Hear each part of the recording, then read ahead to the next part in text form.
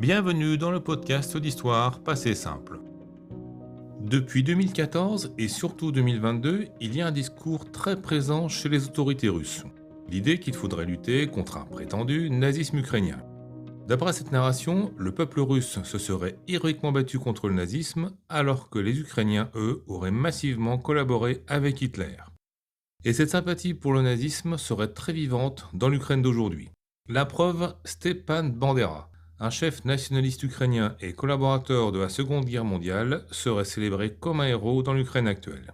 C'est pour ça que la Russie affirme vouloir dénazifier l'Ukraine, c'est l'un de ses objectifs de guerre. Alors, les Ukrainiens, des pro-nazis massivement collaborateurs pendant la Seconde Guerre mondiale, vrai ou faux ? Ou est-ce que, comme bien souvent en histoire, la réalité est plus compliquée que ça ? C'est ce qu'on va essayer de démêler ensemble aujourd'hui.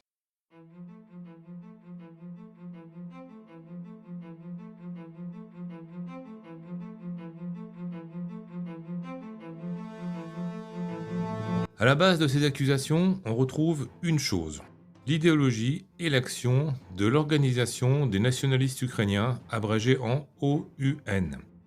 Un mouvement fondé à Vienne en 1929 qui revendique l'indépendance de l'Ukraine.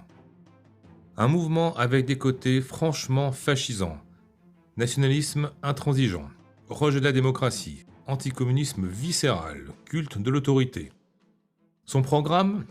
Créer un État indépendant et uni d'Ukraine où les intérêts nationaux seraient placés au-dessus de tout dans un système économique corporatiste.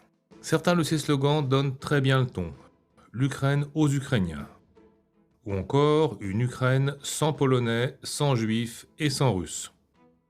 Qu'on sait que ce mouvement s'inspire des idées de Dmytro Donstov, un penseur politique qui a traduit Mein Kampf en ukrainien, on voit bien à quel genre de tendance on a affaire. L'OUN n'agit pas en URSS, mais mène des attentats en Galicie polonaise, une région de langue et de culture ukrainienne, autrefois austro-hongroise, devenue polonaise en 1919. En juin 1934, l'OUN assassine le ministre polonais de l'Intérieur. En 1935, l'un de ses jeunes chefs, Stepan Bandera, est arrêté et emprisonné en Pologne. Il sera libéré en 1939, quand l'Allemagne envahit la Pologne. En 1940, le mouvement se divise. L'aile la plus radicale, menée par Bandera, forme l'OUNB. L'autre faction, plus modérée, est dirigée par Melnik, c'est l'OUNM. Le 22 juin 1941, l'Allemagne envahit l'URSS. En Ukraine, les troupes allemandes sont d'abord très bien accueillies par la population. Est-ce que c'est la preuve d'une sympathie massive pour le nazisme ? On va y revenir. En tout cas, l'OUNB fait assez confiance aux Allemands pour proclamer, fin juin 1941, l'indépendance de l'Ukraine. Réaction allemande, répression, dissolution de l'organisation, arrestation de Stepan Bandera, envoyé en camp de concentration. En octobre 1941, l'OUNM tente, elle, de mettre en place un Conseil national ukrainien. C'est plus prudent, plus modeste qu'une déclaration d'indépendance, mais ça entraîne la même réaction allemande, interdiction et répression. L'OUN entre donc en résistance contre les nazis. L'OUNB crée sa branche armée, l'armée insurrectionnelle ukrainienne, abrégée en UPA, qui en 1944 comptera peut-être 200 000 membres, autant que la résistance française. Mais entrer en résistance ne veut pas dire renoncer au nationalisme extrémiste. Après 1942, en Volhynie, l'UPA va commettre des massacres massifs de civils polonais, au moins 60 000 morts, peut-être 100 000. Il y a également la question des persécutions contre les juifs. Au début de l'invasion allemande de l'URSS, des membres de l'OUNB participent à des massacres de populations juives. Ensuite, quand l'OUN passe dans la clandestinité, les tueries sont commises par les autorités allemandes et aussi par des collaborateurs locaux ukrainiens. Les Ukrainiens collaborent en effet massivement avec les Allemands, comme persécuteurs des Juifs ou comme membres des forces de police. Certains Ukrainiens vont même jusqu'à prendre l'uniforme allemand, dans l'armée de libération ukrainienne, unité militaire sous commandement allemand créée en 1943. Et certains Ukrainiens vont même jusqu'à endosser l'uniforme des SS, dans la division de Waffen-SS Galicie, entièrement formée d'Ukrainiens, créée en 1943. À partir de 1944, au vu des défaites qui commencent à s'accumuler, le gouvernement allemand cherche de nouveaux alliés. Il libère pas mal de nationalistes ukrainiens jusque-là emprisonnés, dont Stepan Bandera, et commence à négocier avec eux. Ce qui amène en mars 1945 à la fondation d'un comité national ukrainien, avec l'accord de l'Allemagne. Mars 1945, bon, vu la défaite militaire allemande imminente, ça n'a aucun lendemain. La division Galicie et l'armée de libération ukrainienne sont dissoutes. Stepan Bandera part en exil en Allemagne. Il y sera assassiné en 1959 par les services secrets soviétiques. Bon, maintenant que j'ai bien menti, je vais rétablir la vérité. Oui, j'ai menti, par omission. J'ai oublié pas mal d'éléments de contexte. Et vous allez voir qu'avec du contexte, on comprend mieux les choses. On comprend la vérité, tout simplement. Alors, reprenons le fil. Déjà, la fondation de l'OUN en 1929 n'a rien d'un complot fasciste sorti de nulle part. C'est une nouvelle étape dans un nationalisme ukrainien qui a plusieurs siècles d'histoire. Au XVIIe siècle, les Cosaques avaient déjà tenté de maintenir un ensemble ukrainien autonome face à la Russie. Voltaire lui-même parlait d'une Ukraine qui aspirait à l'indépendance. Après l'annexion par Catherine II, le souvenir des Cosaques zaporogues reste très vif. Pour beaucoup d'Ukrainiens, c'est le symbole de la liberté, de l'indépendance perdue et d'une identité qu'on ne veut pas laisser disparaître. Ce nationalisme ressurgit pendant la guerre civile russe. Va se mettre en place une éphémère République populaire ukrainienne, soutenue par plusieurs partis, y compris marxistes, mais anti-bolcheviques. La fondation de l'OUN en 1929 s'inscrit complètement dans cette histoire ukrainienne d'aspiration à l'indépendance, mais par une nouvelle génération inspirée par le fascisme, alors à la mode en Europe, si j'ose dire. En 1939, quand Stepan Bandera est libéré par les nazis après l'invasion allemande de la Pologne, ça fait suite au pacte germano-soviétique qui a ouvert une période de près de 2 ans de coopération entre l'URSS et l'Allemagne nazie.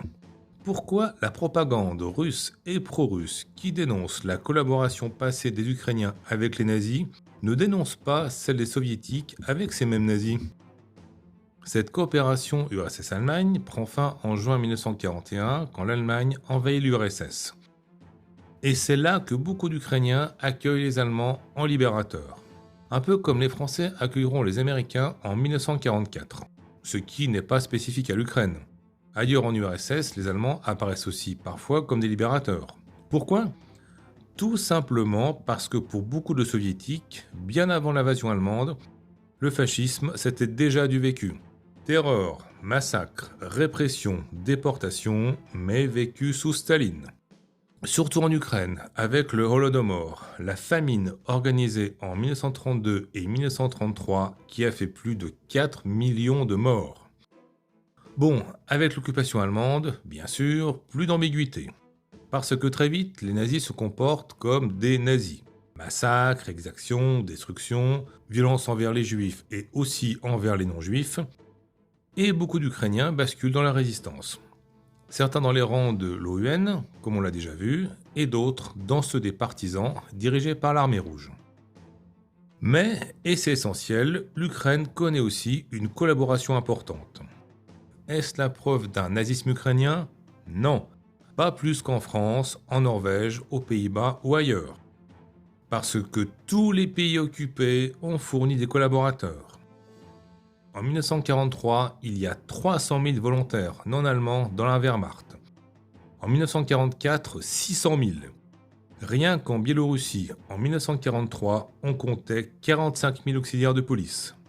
La Waffen-SS a compté des divisions étrangères dans toute l'Europe, en Albanie, en Bosnie et en France. Oui, il y a eu une division de Waffen-SS française, la Charlemagne, dont les membres ont fait partie des derniers défenseurs de Berlin en avril 1945. Donc les Ukrainiens qui ont collaboré avec les nazis ne sont pas une exception, pas du tout. Mieux même. Les Waffen-SS ukrainiens capturés en 1945 sont jugés tellement peu pro-nazis par les Américains que ces derniers leur accordent l'asile. Mieux même, les Waffen-SS ukrainiens capturés en 1945 sont jugés tellement peu pro-nazis par les Américains que ces derniers leur accordent l'asile. Mais vous savez ce qu'était seulement la principale motivation des Ukrainiens qui ont choisi de porter l'uniforme allemand? C'était le fait d'abord de pouvoir se défendre contre l'URSS, contre le retour de Staline, mais aussi le fait de porter l'uniforme, d'avoir le droit en tant qu'Ukrainiens d'être des soldats, d'être armés. Pour eux, c'était le prélude à la reformation d'une armée ukrainienne, le prélude à l'autonomie, voire à l'indépendance. Évidemment, ça peut paraître très naïf, mais en tout cas, c'était comme ça que pensaient ces hommes. Donc, rien à voir avec le soutien au nazisme, rien à voir avec les divisions SS allemandes fanatiques comme la Das Reich ou la Totenkopf. Pour certains Ukrainiens, collaborer, ce n'était pas adhérer au nazisme.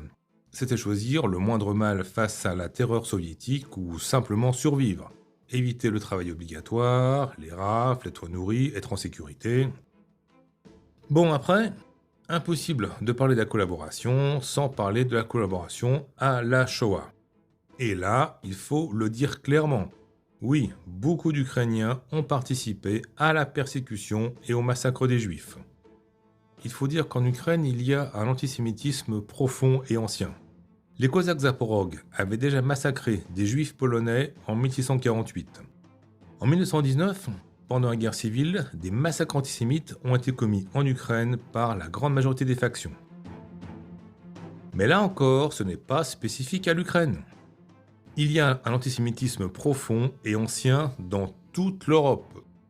Sans remonter à l'antijudaïsme du Moyen-Âge, rappelons au XIXe siècle les pogroms en Russie, l'affaire Dreyfus en France. Rappelons aussi que pendant la Seconde Guerre mondiale, en Pologne, à Dąbrowa-Tarnowska, les autorités locales ont dénoncé aux Allemands les Juifs qui se cachaient. Et pourtant, l'Ukraine, pays d'un antisémitisme profond et ancien, est aussi le 4e pays pour le nombre de justes parmi les nations. Ce titre donné par l'État d'Israël aux non-juifs qui ont sauvé des juifs pendant la Seconde Guerre mondiale. Un exemple d'Ukrainien qui a défendu les juifs. Le métropolite de Lviv, Andriy Sheptytsky. Un métropolite, c'est un peu un archevêque chez les orthodoxes. Le métropolite de Lviv, donc, qui a publiquement dénoncé les crimes nazis et protégé des juifs. C'est pas contradictoire.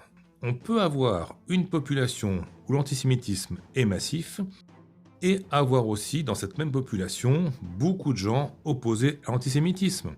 Regardez l'affaire Dreyfus. Dreyfus avait beaucoup d'ennemis haineux et aussi beaucoup de soutien.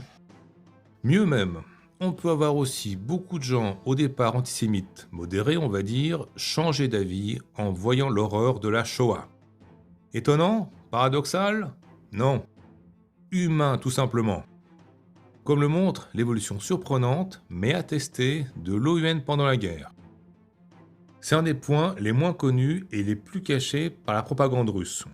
Pendant l'occupation allemande, l'OUN évolue.